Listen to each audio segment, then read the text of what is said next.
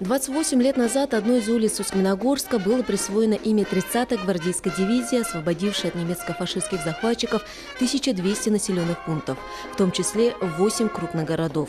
30-я гвардейская дивизия известна своими победными маршами, и поэтому решили, что и улица символично носит их имя, и решили, что одно из последних мероприятий в канун Победы провести именно маршем. Акция началась с коротким посвящением «Поклон и память поколений». Далее колонна в сопровождении духовного оркестра прошлась по именитой улице.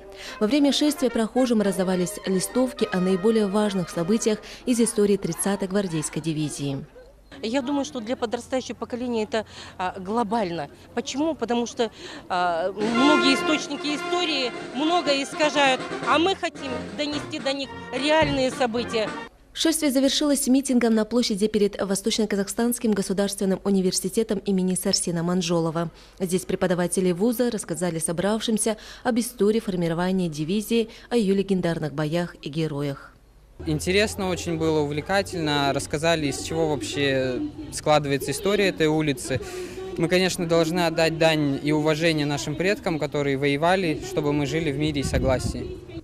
Время летит стремительно, но память о могучем подвиге советского народа не должна поблекнуть с годами. В этом и заключается главная цель акции марша. Асель Багдатова, Малика Галиева, Евгений Щетников. Новости.